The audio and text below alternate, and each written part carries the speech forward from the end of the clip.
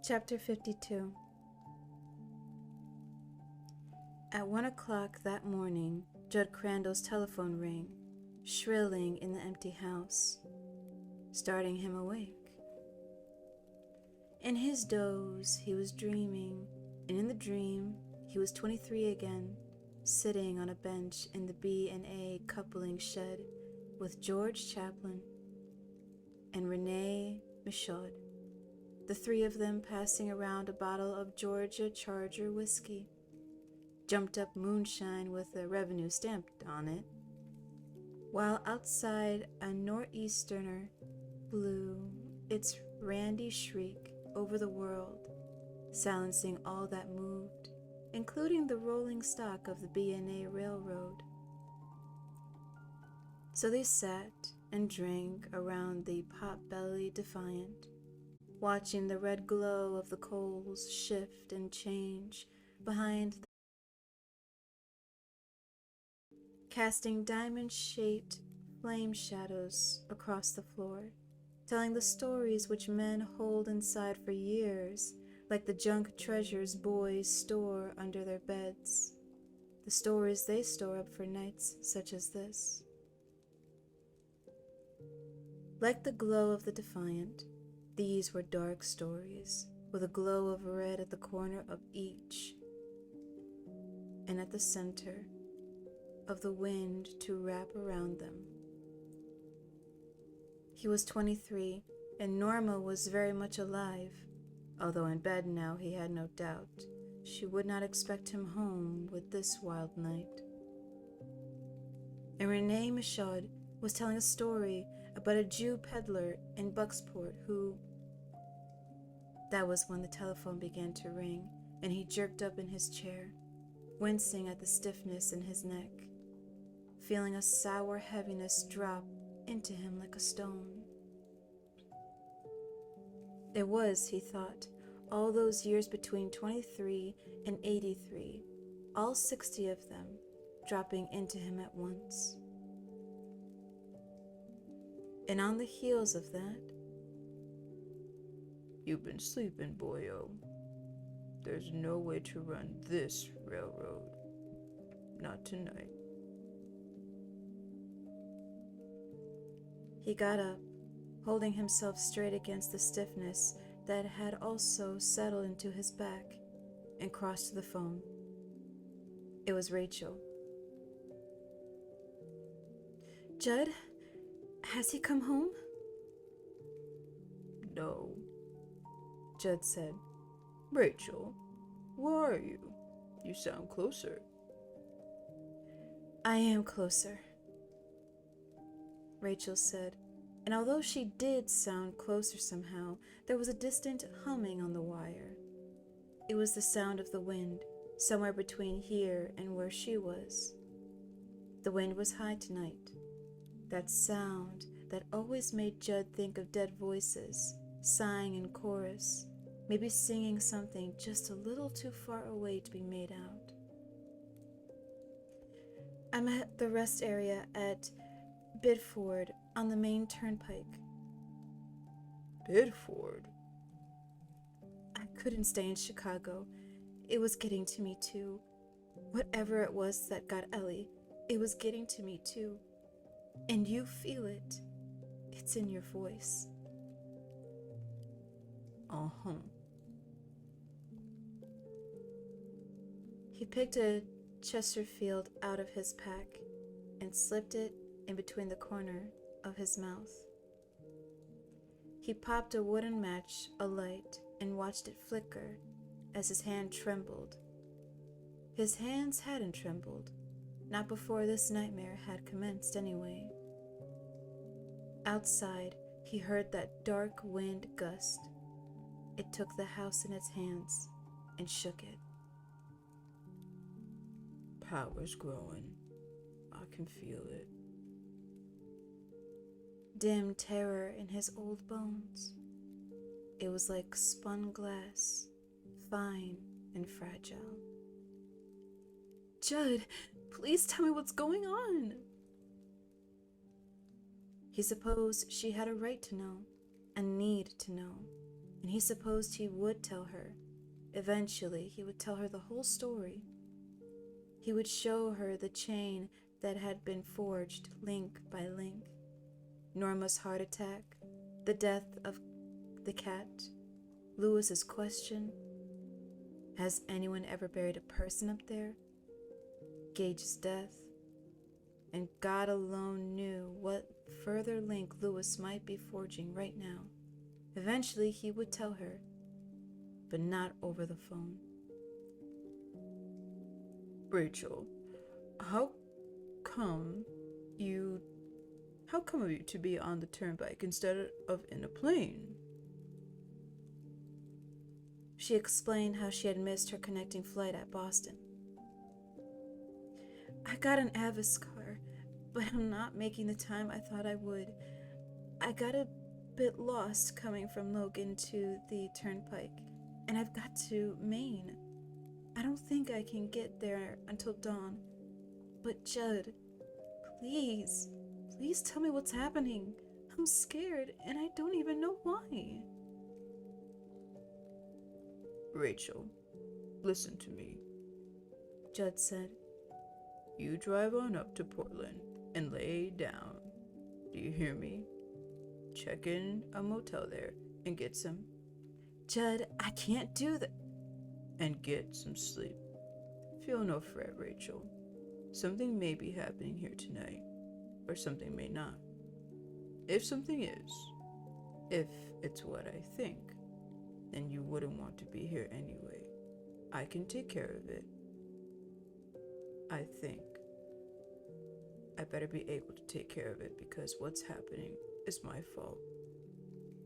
If nothing's happening, then you get here this afternoon, and that will be fine. I imagine I couldn't sleep tonight, Judd. Yes, he said, reflecting that he had believed the same thing. Hell, Peter had probably believed the same thing on the night Jesus had been taken into custody, sleeping on sentry duty. Yes, you can. Rachel, if you doze off behind the wheel of that damn rent-a-car and go off the road and get yourself killed, what's going to happen to Lewis then? And Ellie? Tell me what's going on. If you tell me that, Judd, maybe I'll take your advice. But I have to know.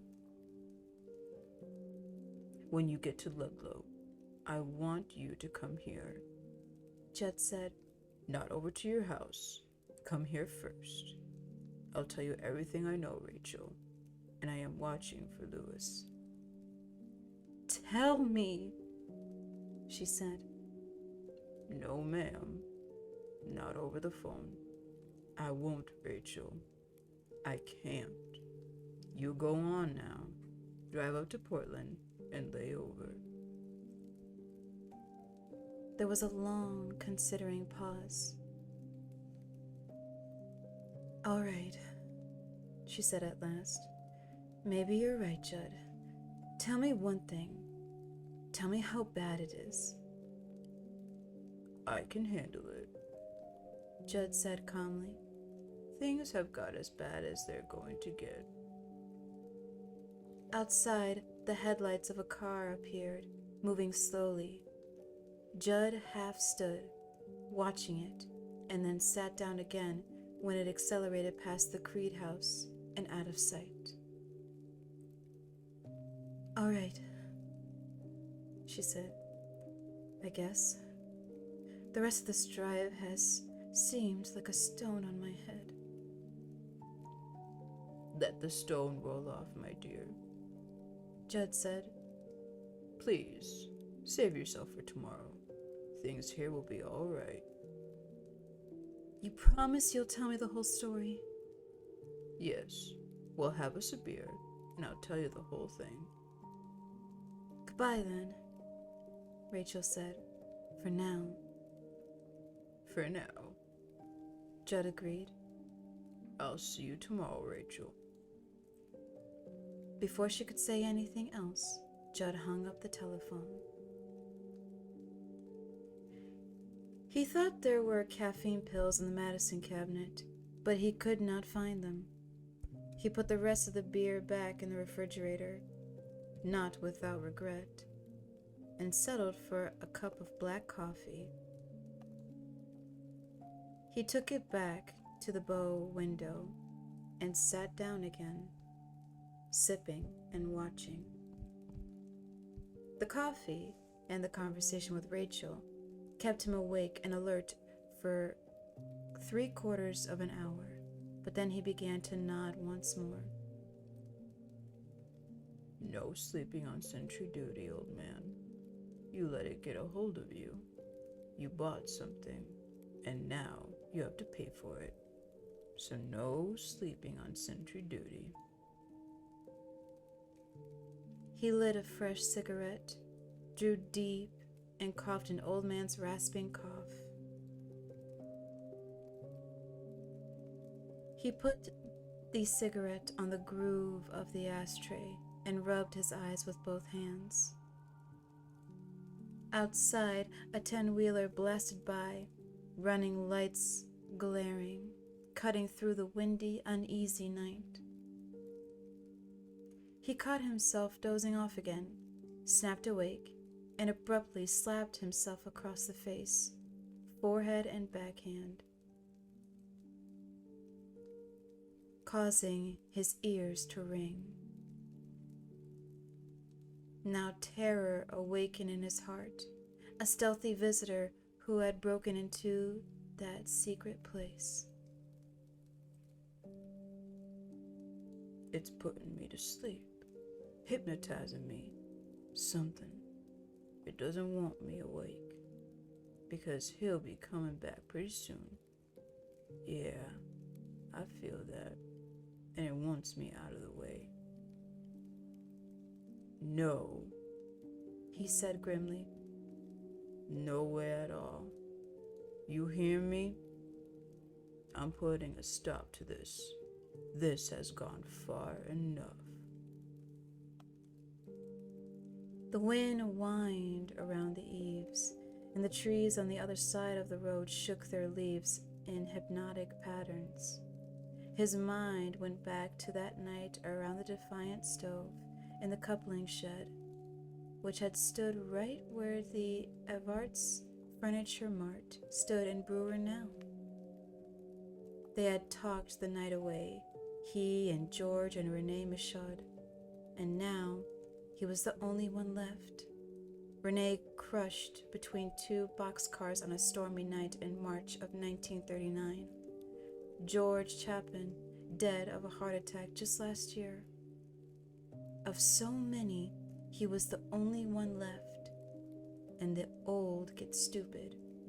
Sometimes the stupidity masquerades as kindness, and sometimes it masquerades as pride. A need to tell old secrets, to pass things on, to pour from the old glass to the new one, So this Jew peddler come in and he say, I got something you never seen before. These postcards, they just look like Wyndham in bathing suits until you rub them with a wet cloth and then. Judd's head nodded. His chin settled slowly, gently against his chest. They's as naked as the day they was born. But when the day dry, these clothes, they come back on. And that ain't all I got.